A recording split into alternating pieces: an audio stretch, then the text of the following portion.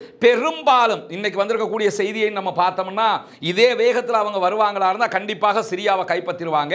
அசாத் இப்ப எங்க இருக்கிறாருங்கிற செய்திகள் வெளியே தெரியாம இருக்கிறது. பாலஸ்தீனத்தினுடைய ரொனால்டோ என்று அழைக்கப்பட்ட சிறுவன் இன்றைக்கு கொல்லப்பட்டிருக்கிறான். இந்த சிறுவன் தான், அவருடைய டீம் தான் இந்த டீம்ல பாலஸ்தீனத்தில் ஒரு ரொனால்டோ என்றுதான் இந்த போயை அழைப்பாங்க.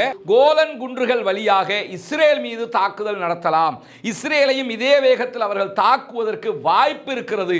பாலஸ்டைன்ல நடப்பது ஒரு யுத்தம் அல்ல, இது ஒரு வேர்ல்டு ஆர்டர், உலக ஒழுங்கை என்ற ஒரு வார்த்தையை அவங்க பயன்படுத்தி இருக்கிறாங்க. இது ஒரு முக்கியமான வார்த்தைங்க.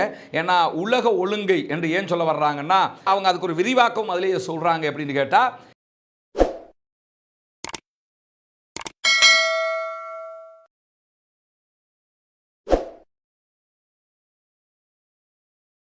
அஸ்ஸலாமு அலைக்கும் வரஹ்மத்துல்லாஹி வபரகாத்துஹு. பேரன்பிற்கினிய சகோதர சகோதரிகளே, நம் அனைவர் மீதும் ஏக இறைவனுடைய அமைதியும் கருணையும் உண்டாகட்டுமாக என்கிற உயரிய பிரார்த்தனைகளோடு 428வது நாளாகவும் காசாவிலும் காசாவையொட்டிய பாலஸ்தீன நிலப்பரப்பிலும் அதையொட்டி மத்திய கிழக்கு முழுவதும் என்னவெல்லாம் நடக்கிறது என்கிற மிக முக்கியமான செய்திகளைத்தான் இன்றைய அப்டேட்டிலும் நாம் பார்க்க இருக்கிறோம்.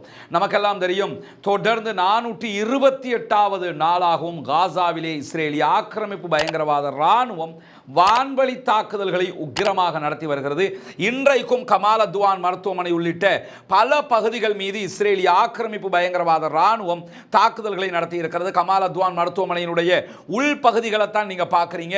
குறிப்பாக கமால் அத்வான் மருத்துவமனையினுடைய பல பகுதிகள் சிதைக்கப்பட்டிருக்கிறது. பயன்பாட்டுக்கு கொண்டு வர முடியாத நிலையில் இருக்கும் போதுதான் இன்றைக்கும் இந்த மாதிரியான தாக்குதல்கள் தரைகளிலேயே ஆபரேஷன்கள் செய்யப்படக்கூடிய அளவுக்கு நிலைமை மாறி இருக்கிறதை இன்றைக்கும் பாலஸ்தீன ஊடகங்களும் குறிப்பாக அல் ஜசீராவும் மிக அதிகமாக இந்த செய்திகளையே காட்டிக் கொண்டிருக்கிறார்கள். காசாவினுடைய நிலைமையை பொறுத்தவரையில் பொது மனிதநேயத்தினுடைய சிதைவை தான் இது காட்டுகிறது.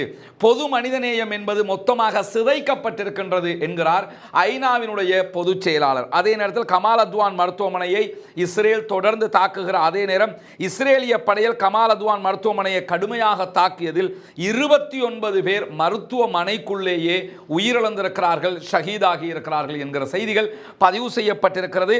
அதே போன்று நுசைராத் அகதிகள் முகாம் மீது இஸ்ரேலிய ஆக்கிரமிப்பு பயங்கரவாத இராணுவம் தொடர்ந்து தாக்குதல்களை நடத்தி வருகிறது.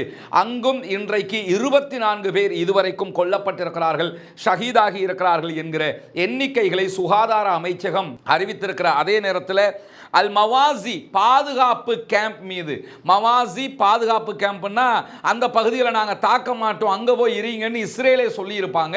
அந்த ஏரியாவில் இருந்த பாதுகாப்பை நாடி சென்றிருந்த மக்கள் மீது இன்றைக்கு தாக்குதல் நடத்தப்பட்டிருக்கிறது. இதுவரைக்கும் 17 பேர் அங்கும் கொல்லப்பட்டிருக்கிறார்கள், ஷஹீதாக்கப்பட்டிருக்கிறார்கள் என்கிற செய்திகள் வெளியாகி இருக்கிற அதே நேரம் ஆக்கிரமிக்கப்பட்டிருக்கக்கூடிய மேற்கு கரை வெஸ்ட் பேங்க் பகுதிகளில் இன்றைக்கும் 12 அப்பாவி சகோதரர்கள் கைது செய்யப்பட்டிருக்கிறார்கள், அரெஸ்ட் பண்ணப்பட்டிருக்கிறார்கள் என்கிற செய்திகளும் பதிவு செய்யப்பட்டிருக்கிறது. இந்த நிலையில் இன்றைக்கு வெளியாகி இருக்கக்கூடிய இன்னும் ஒரு முக்கியமான செய்திதான், பாலஸ்தீனத்தினுடைய ரொனால்டோ என்று அழைக்கப்பட்ட சிறுவன் இன்றைக்கு கொல்லப்பட்டிருக்கிறான். இந்த சிறுவன் தான், அவருடைய டீம் தான் இந்த டீம்ல பாலஸ்தீனத்தில் ஒரு ரொனால்டோ என்றுதான் இந்த போயை அழைப்பாங்க. அந்த அளவுக்கு ஃபேமஸான ஃபுட்பால் பிளேயராக இருந்தார். ரொனால்டோவை சந்திக்க வேண்டும் என்பதும் அவருடைய ஆசையாக இருந்ததாக இன்றைக்கு அல் ஜசீரா செய்தி வெளியிட்டிருக்கிறது. அப்படியான நிலையில் பல விளையாட்டு வீரர்களை பாலஸ்தீனம் இழந்துவிட்டது, ஒலிம்பிக்கில் கலந்து கொள்ளுகிற பல வீரர்களை இழந்துவிட்டது. இப்படி முழு காசாவும் நாசப்படுத்தப்பட்டு கொண்டிருக்கக்கூடிய நேரத்தில் தான் காசாவினுடைய ரொனால்டோ என்று அழைக்கப்பட்ட இந்த சிறுவனும் இன்றைக்கு கொல்லப்பட்டிருக்கிறார், ஷஹீதாகி இருக்கிறார் என்கிற செய்திகள் வெளியாகி இருக்கிறது. அதுவும் ஒரு பலத்த கவலையை இன்றைக்கு பாலஸ்தீன மக்களுக்கு மத்தியிலே உண்டாக்கி இருப்பதை நாம் அவதானிக்க முடியும். இந்த மாதிரியான நேரத்தில் தான் பாலஸ்தீனத்திற்கு ஆதரவாக, பாலஸ்தீனத்தை காப்பாற்றுவதற்காக போராடக்கூடிய பாலஸ்தீன சுதந்திர இராணுவம், பாலஸ்டைன் மிலிட்டரி இன்றைக்கும் பல தாக்குதல்களை இஸ்ரேலிய ஆக்கிரமிப்பு பயங்கரவாத இராணுவத்திற்கு எதிராக நடத்தியிருக்கிறார்கள். குறிப்பாக 428வது நாளாக இன்றைய தினம் நெட்சாரிம் காரிடோர் என்று சொல்லப்படக்கூடிய இஸ்ரேலுடைய ஆயுத களஞ்சிய சாலையாக மாறியிருக்கிற காசாவினுடைய சென்ட்ரல் பகுதி என்று சொல்லலாம், வடக்கு காசா, நார்த் காசாவை காசாவையும் சவுத் காசாவையும் பிரிக்கக்கூடிய ஒரு பகுதி இருக்கிறது, நெட்சாரிம் காரிடோர் என்று சொல்லுவார்கள். அந்த பகுதிகளில் தான் இஸ்ரேல் தன்னுடைய இராணுவத்துக்கு தேவையான பொருட்களை கொண்டு வந்து இறக்கும், ஆயுதங்களை கொண்டு வந்து களஞ்சியப்படுத்துவார்கள். அந்த பகுதியின் மீது இன்றைய தினம் ராக்கெட் தாக்குதல்களை நடத்தி இருக்கிறது பாலஸ்தீன விடுதலை அமைப்பு என்கிற செய்திகள் வெளியாகி இருப்பது மட்டுமல்லாமல் கிரிட்டிக்கல் த்ரெட்ஸ் ப்ராஜெக்ட் என்கிற அமெரிக்காவினுடைய வார் கண்காணிப்பு அமைப்பும் இன்றைக்கு நெட்சாரிம் காரிடோர் பகுதிகளில் ராக்கெட் தாக்குதல்கள் நடத்தப்பட்டிருக்கிறது என்பதை ஒப்புக்கொண்டு அறிவித்திருக்கிற செய்திகளும் வெளியாகி இருக்கிறது. 428 நாட்களாகியும் இஸ்ரேலிய இராணுவத்தை நோக்கி ராக்கெட் தாக்குதல்கள் நடத்துகிற அளவுக்கு பலத்தோடு தான் பாலஸ்தீன விடுதலை போராளிகள் இருக்கிறார்கள் என்கிற செய்திகள் இன்றைக்கு வெளியாகி இருப்பதை நாம் அவதானிக்க முடியும். தொடர்ந்து அவர்களும் இஸ்ரேலுக்கு எதிராக தாக்குதல்களை நடத்தினாலும் இஸ்ரேலுடைய வான்வழி தாக்குதல்கள் ஊடாக பாலஸ்தீனத்தில் பாதுகாப்பில்லாமல் ஆயிரக்கணக்கான பொதுமக்கள் இதுவரைக்கும் கொல்லப்பட்டிருக்கிறார்கள். லட்சக்கணக்கானவர்கள் நிரந்தர ஊனமுற்றவர்களாக மாறியிருக்கிற நிலையில் மேலே நான் சொன்னதை போல இன்றைக்கும் கிட்டத்தட்ட 100க்கு உட்பட்டவர்கள் கொல்லப்பட்டிருக்கிறார்கள், ஷஹீதாகி இருக்கிறார்கள் என்கிற செய்திகள் வெளியாகி இருக்கிறது. இதுவெல்லாம் இன்றைய தினம் என்னவெல்லாம் நடந்து கொண்டிருக்கிறது காசாவில் என்கிற முக்கியமான செய்திகளாக இருக்கிற அதே நேரம் தற்போது காசாவினுடைய இந்த யுத்தத்தை தொடர்ந்துதான் லெபனானுடைய சண்டை உருவானது. லெபனானை தொடர்ந்து சிரியா வரைக்கும் இந்த சண்டை நீண்டிருக்கக்கூடிய செய்திகளை நம்ம பார்த்து வர்றோம். இன்றைக்கு இஸ்ரேலிய ஆக்கிரமிப்பு பயங்கரவாத இராணுவம் சிரியாவினுடைய பகுதிகளில் கோலான் மலைக்குன்றுகளில் சிரியாவினுடைய பகுதிகளையும் இஸ்ரேல் 1967களிலேயே கைப்பற்றி இருக்கிறது. 1967 ஜூன் மாதம் நடைபெற்ற 6 நாள் யுத்தம், 6 அரபு நாடுகள் இஸ்ரேலுக்கு எதிராக செய்த சண்டை அது.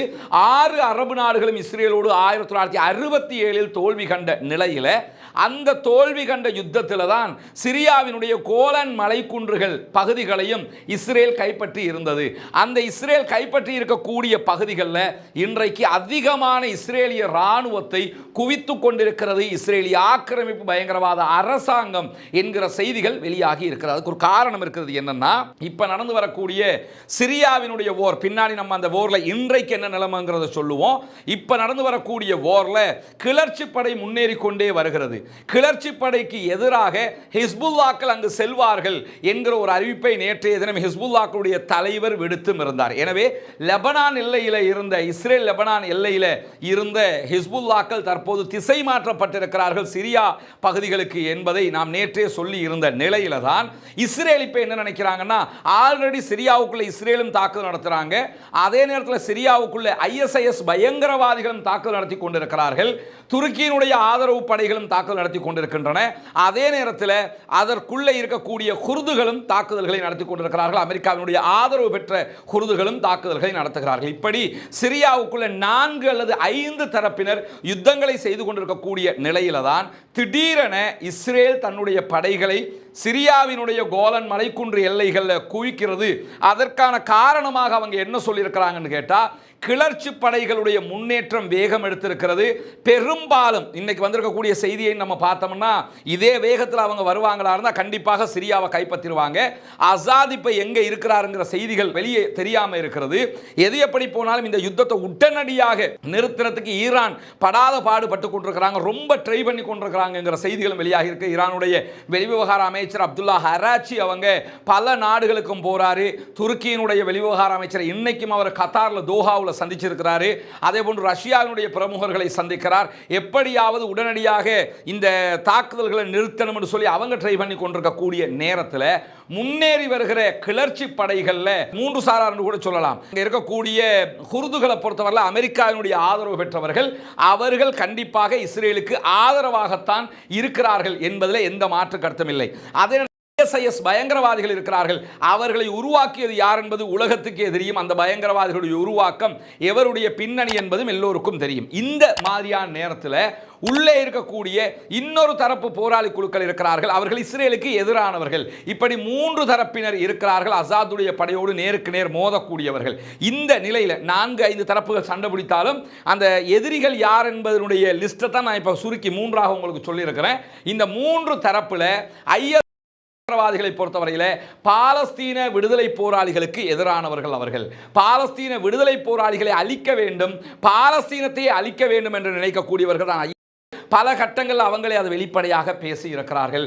அதே போன்று குர்துகள் கண்டிப்பாக பாலஸ்தீனத்திற்கு ஆதரவாக வரமாட்டார்கள், அவர்களும் பாலஸ்தீனத்திற்கு எதிராக இஸ்ரேலுக்கு ஆதரவாக அமெரிக்காவினுடைய கைபொம்மையாக இருப்பார்கள் என்கிற நிலையில் முன்னேறி வரக்கூடிய HTS என்கிற அமைப்பை பொறுத்தவரையில் அவர்கள் வருகிற வேகத்தில் சிரியாவை கைப்பற்றிவிட்டு கோலன் குன்றுகள் வழியாக இஸ்ரேல் மீது தாக்குதல் நடத்தலாம், இஸ்ரேலையும் இதே வேகத்தில் அவர்கள் தாக்குவதற்கு வாய்ப்பு இருக்கிறது என்று சொல்லப்படுகிறது.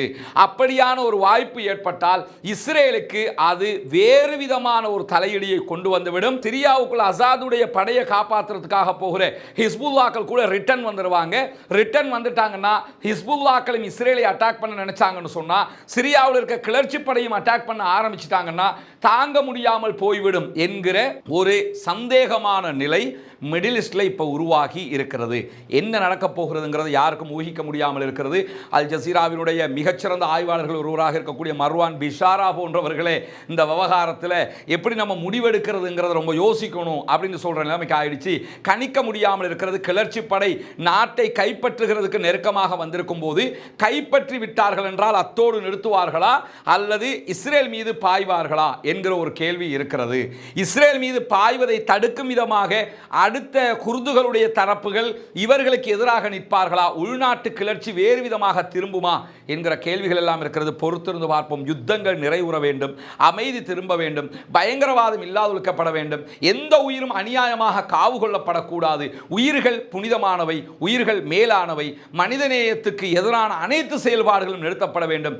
அது சிரியாவாக இருக்கலாம், காசாவாக இருக்கலாம், லெபனானாக இருக்கலாம், உக்ரைனாக இருக்கலாம், சோமாலியாவாக இருக்கலாம். எந்த நாடுகளிலும் இது போன்ற அநியாயங்கள் நடக்கக்கூடாது என்று அல்லாஹ்விடத்தில் தினம்தோறும் பிரார்த்திக்கவும் கடமைப்பட்டிருக்கிறோம். இந்த நிலையில தான் இன்றைக்கு பாலஸ்தீன விடுதலை அமைப்பினுடைய முக்கியஸ்தர்களை துருக்கியினுடைய வெளிவிவகார அமைச்சர் கத்தாரிலே நேரடியாக சந்தித்து பேசியிருக்கிறார். தோஹா கத்தாரிலே நடைபெற்ற சந்திப்பில் துருக்கியினுடைய வெளியுறவு மந்திரியாக இருக்கக்கூடிய ஹக்கன் பிதான் அவர்கள் பாலஸ்தீன விடுதலை அமைப்பினுடைய ஷூரா கவுன்சில் தலைவராக செயல்பட்டு வரக்கூடிய முகமது இஸ்மாயில் டர்விஷ் அவர்களை சந்தித்திருக்கிறார். பாலஸ்தீன விடுதலை அமைப்பு தற்போது அவர்களுடைய பாலஸ்தீன விடுதலை அமைப்புக்கு தலைவர் என்றொருவரை நியமிக்காமல் ஷூரா கவுன்சிலுக்கு ஒரு தலைவரை நியமித்திருக்கிறார்கள். தற்போதைய தலைவராக செயல்பட்டு வரக்கூடியவர்கள் தான் முகமது இஸ்மாயில் டர்விஷ் அவர்கள் தான் செயல்பட்டு வருகிறார். அவரை இன்றைக்கு கத்தார் தலைநகர் தோஹாவிலே சந்தித்து பேசியிருக்கிறார். இருதரப்பு பேச்சுவார்த்தையிலேயும் எப்படியாவது ஒரு சமாதான உடன்படிக்கை கொண்டு வருவதற்கு முயற்சிகளை நாங்கள் செய்து கொண்டிருக்கிறோம் என்கிற செய்திகளை இன்றைக்கு துருக்கியும் சொல்லி இருக்கிறார்கள். பொறுத்திருந்து பார்ப்போம் என்ன நடக்கப் போகிறது என்பதை. இந்த நிலையில தான் இன்றைக்கு ஒரு முக்கியமான நிகழ்வு கத்தாரிலே நடைபெற்று வருகிறது. கத்தாரில் 2 நாட்கள் 7ஆம் தேதியும் 8ஆம் தேதியும் தோஹா ஃபோரம் என்கிற நிகழ்வு நடைபெற்று வருகிறது. பல நாட்டினுடைய முக்கியஸ்தர்களும் பங்கெடுத்திருப்பதை நீங்க பார்க்க முடியும். குறிப்பாக துருக்கியினுடைய வெளிவிவகார அமைச்சர் இருக்கிறார், அதே போல ரஷ்யாவினுடைய வெளிவிவகார அமைச்சர் இருக்கிறார், இங்கே ஈரானுடைய வெளிவிவகார அமைச்சர் இருக்கிறார், அதே நேரத்தில் துருக்கியினுடைய அதிபருடைய மனைவி அவர்களும் இந்த தோஹா ஃபோரத்திலே கலந்து கொண்டு இன்றைக்கு உரையாற்றி இருக்கக்கூடிய நேரத்தில் தான் இன்றைக்கு இந்த தோஹா ஃபோரத்திலே பல முக்கியமான பேச்சுக்கள் இடம்பெற்றிருக்கின்றன. குறிப்பாக கத்தாருடைய பிரதமர் 22வது தோஹா மன்றத்தில் பேசுகிற நேரத்தில் மிக தெளிவாக நாங்கள் மீண்டும் சமாதான பேச்சுவார்த்தைகளை ஆரம்பிக்கிறோம் என்று அறிவித்திருக்கிறார். மிக முக்கியமான மிக மகிழ்ச்சிகரமான ஒரு அறிவிப்பு இது. கத்தார் கடந்த 1 மாதத்துக்கு முன்பதாக பேச்சுவார்த்தைகளில் இருந்து நாங்கள் நீங்கிக் கொள்கிறோம் தற்காலிகமாக என்று அறிவித்திருந்தார்கள். ஏன்னா இந்த பக்கம் பாலஸ்தீன விடுதலை அமைப்பினர் விட்டுக் கொடுக்காம இருக்கிறாங்க, அந்த பக்கம் இஸ்ரேலும் விட்டுக் கொடுக்காம இருக்கிறது. எனவே இந்த பேச்சுவார்த்தைகளை தொடர முடியாது என்று ஒதுங்கி இருந்த நிலையில் இன்றைக்கு கத்தாருடைய பிரதமராக செயல்படக்கூடிய வெளியுறவு அமைச்சராகவும் பிரதமராகவும் செயல்படக்கூடிய ஷேக் முகமது இப்னு அப்துல் ரஹ்மான் அல் தானி அவர்கள்தான் நாங்கள் மீண்டும் காசா போர் நிறுத்த பேச்சுவார்த்தைகளுக்கு மத்தியஸ்தம் செய்வதற்கு தயாராக இருக்கிறோம் என்று அறிவித்திருக்கிறார். அதை பற்றி அவர் பேசும்போது இன்றைக்கு ரொம்ப நெகிழ்ந்து பேசிய காட்சிகளை நீங்கள் அல் ஜசீராவில் பார்க்க முடியும். குறிப்பாக அவர் பேசும்போது சொன்ன ஒரு முக்கியமான பேச்சு தான், எங்களுடைய கண்ணுக்கு முன்னால் காசாவிலே இன அழிப்பு நடைபெற்று கொண்டிருக்கிறது, பாலஸ்தீன மக்கள் மொத்தமாக அழிக்கப்பட்டு கொண்டிருக்கிறார்கள், எனவே இப்படியே கடந்து போக முடியாது, இந்த யுத்தத்தை நாம் நிறுத்த வேண்டும் என்று சொல்லி இன்றைக்கு பிரதமர் பேசியிருந்தார். அது மட்டுமல்லாமல் ட்ரம்ப் ஜனவரி மாதம் 20ஆம் தேதி அமெரிக்காவினுடைய ஜனாதிபதியாக பொறுப்பேற்க இருக்கிறார். அதற்கு முன்பதாகவே ட்ரம்பினுடைய பிரமுகர்கள் எங்களை வந்து சந்தித்தார்கள். அவர்களோடும் நாங்கள் பேசியிருக்கிறோம். ஜனாதிபதியாக ட்ரம்ப் பதவியேற்பதற்கு முன்பதாகவே உடனடியாக காசாவிலே ஒரு போர் நிறுத்தத்தை கொண்டு வருவதற்கான முயற்சிகளை நாங்கள் செய்து கொண்டிருக்கிறோம் என்று இன்றைக்கு தோஹா போரம் நிகழ்ச்சியிலே கலந்து கொண்டிருந்த கத்தாருடைய பிரதமர் மிக வெளிப்படையாக பேசியிருக்கிறார். உண்மையிலேயே பாராட்டுக்குரியது, வரவேற்புக்குரியது. கத்தார் இந்த இடத்துக்கு வருகிற நேரத்தில் தான் இதற்கு ஒரு முடிவு கட்டுவதற்கான வாய்ப்பு இருக்கிறது. ஏன்னா சவுதி அரேபியா இந்த மாதிரி ஒரு நெகோசியேஷன் பண்ற இடத்துக்கு வரமாட்டாங்க. குவைத்தோ மற்ற நாடுகளோ வரமாட்டாங்க. உலக அளவில் முன்னையெல்லாம் பார்த்தீங்கன்னா ஒரு யுத்தத்தில் சமாதானம் பேசுறது யாருன்னா நார்வே வந்து நிற்பாங்க. சண்டை பிடிக்கிறது யாருன்னு கேட்டால் இஸ்ரேல்காரன் வந்து நிற்பான். சமாதானம் பேசுறதுன்னா நார்வே வந்து நிற்பாங்க. இப்போ எல்லாம் சண்டை பிடிக்கிறது யாருன்னா இன்னைக்கும் இஸ்ரேல்காரன் தான் வந்து நிற்கிற. அதே நேரத்தில் சமாதானம் என்று வந்துவிட்டால் கத்தார் தான் முன்னிலையில் நிற்கிறார்கள். அவர் இங்கே மட்டும் சமாதானம் பேசலைங்க. ரஷ்யாவில் சமாதான பேச்சுவார்த்தைகளை முன்னெடுக்கிறார்கள். உக்ரைனுக்கும் ரஷ்யாவுக்கும் இடையில சோமாலியாவில் சில பேச்சுவார்த்தைகளை முன்னெடுக்கிறார்கள். இப்படி பல இடங்களிலையும் நெகோசியேஷன் பண்ணக்கூடிய வேலைகளை அவர்கள் செய்து வருகிற நேரத்தில் தான் இப்படியான ஒரு அறிவிப்பு வந்திருக்கிறது. உண்மையிலேயே கத்தாருடைய நடவடிக்கைகள் பாராட்டுக்குரியது, வரவேற்புக்குரியது. எப்படியாவது அங்கு ஒரு யுத்த நிறுத்தம் வர வேண்டும் என்பதுதான் அனைவருடைய ஆசையாகவும் இருக்கிற அதே நேரத்தில் தோஹா போரத்தில் கலந்து கொண்டிருக்கக்கூடிய துருக்கியினுடைய முதல் பெண்மணி அர்துகான் அவர்களுடைய மனைவி இன்றைக்கு மிக முக்கியமான ஒரு பேச்சை அதிலே பேசியிருந்தார். அர்துகானுடைய அரசியல் நடவடிக்கையும் துருக்கியினுடைய நடவடிக்கைகளும் ஒவ்வொரு விதமாக ஒவ்வொரு கட்டத்திற்கு மாறி மாறி வருகிற அதே நேரத்தில் ஆனால் இன்னைக்கு இவங்க பேசியிருக்கக்கூடிய பேச்சு மிக முக்கியமான ஒரு பேச்சாக இருக்கிறது. அதில் அவங்க என்ன சொல்றாங்கன்னா, காசாவில் நடக்கக்கூடிய அநியாயங்களை கண்டு உலகமே கண்மூடி பார்த்து கொண்டிருக்கிறது என்று சொல்லியிருக்கக்கூடியவர் இன்றைய தினம் தொடர்ந்து பேசும்போது என்ன சொல்றாருன்னு கேட்டா, இந்த பொதுமக்களுக்கான துன்பங்களுக்கு உலகத்தினுடைய அலட்சியம் தான் காரணம் என்று குற்றம் சாட்டியிருக்கிறார்.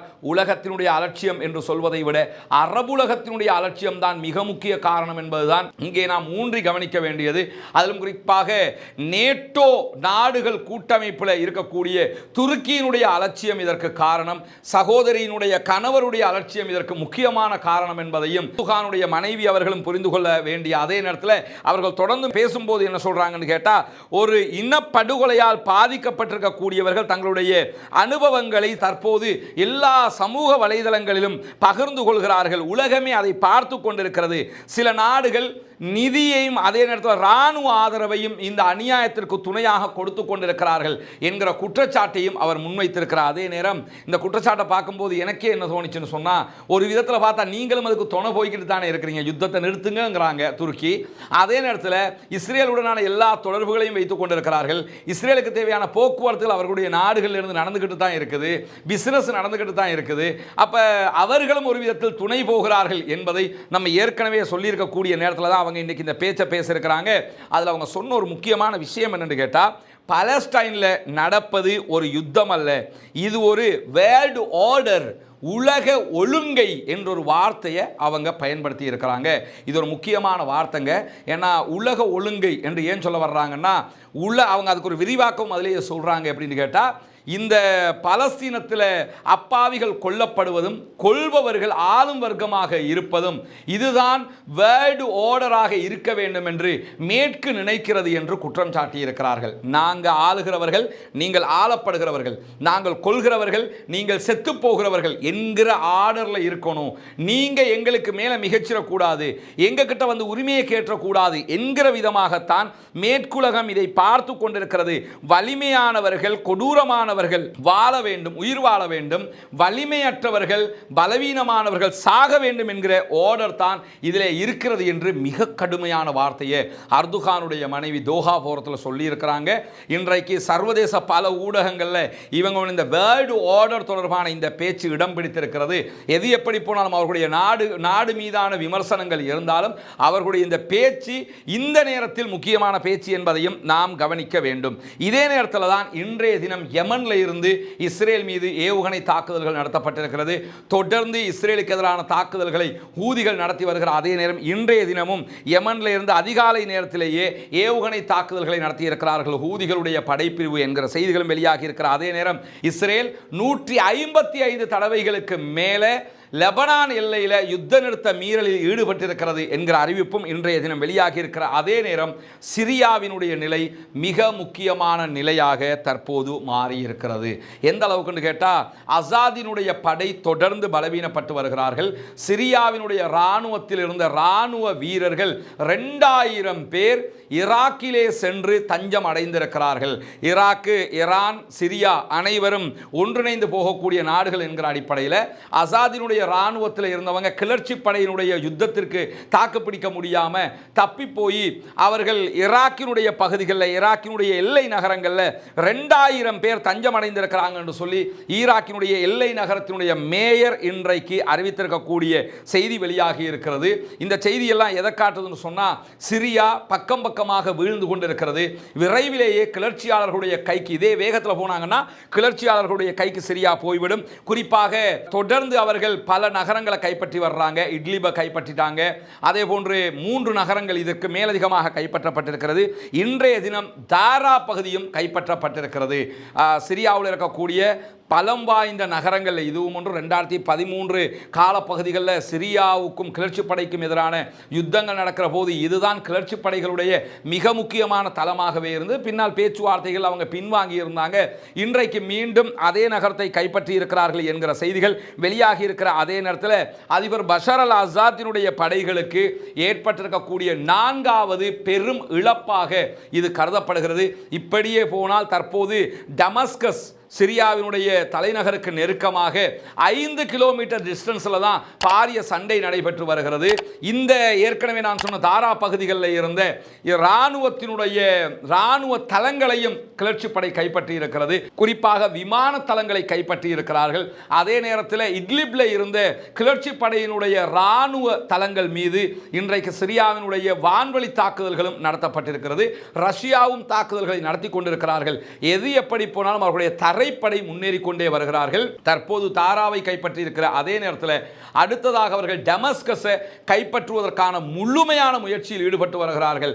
டமஸ்கஸ் கைப்பற்றப்படுமாக இருந்தால் பெரும்பாலும் சிரியாவினுடைய அசாதினுடைய அரசாங்கம் வீழ்ந்துவிடும் என்பதுதான் அர்த்தமாகும். பொறுத்திருந்து பார்ப்போம் என்ன நடக்கிறது என்பதை. சிரியாவோடு கிளர்ச்சி படை நிற்கப் போகிறதா, சிரியாவையும் கைப்பற்றிவிட்டு இஸ்ரேலை ஒரு கை பார்க்க போகிறதா, இஸ்ரேலுக்கும் சிரியாவுக்கும் இடையில எப்படியான தொடர்புகள் இருக்கிறது, இனிமேல் எப்படி இருக்க போகிறது, இதை தாண்டி ஈரான் சிரியா விஷயத்தில் சாதாரணமாக கடந்து போயிடுவாங்களா, விட்டு கொடுத்துருவாங்களாங்கிற கேள்வி எல்லாம் இருக்குது.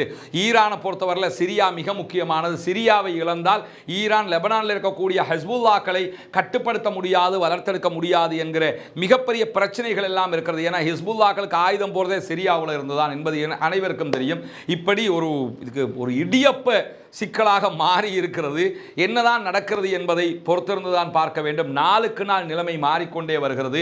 இன்றைக்கு நடப்பது நாளைக்கு வேறொன்றாக மாறிக்கொண்டிருக்கிறது. எது எப்படி போனாலும் உண்மை செய்திகளை மாத்திரம்தான் எப்போதும் நாம் அறிந்து கொள்ள வேண்டும். அந்த அடிப்படையில் தான் முடிந்த வரைக்கும் உண்மையான செய்திகளை தொகுத்து உங்களுக்கு தந்து கொண்டிருக்கிறோம். நம்முடைய ரஸ்மின் எம்ஐஎஸ் டாக்ஸ் என்கிற சேனலை சப்ஸ்கிரைப் பண்ணாத சகோதரர்கள் உண்மை செய்திகளை அறிந்து கொள்வதற்காக சப்ஸ்கிரைப் பண்ணிக்கொள்ளுங்க.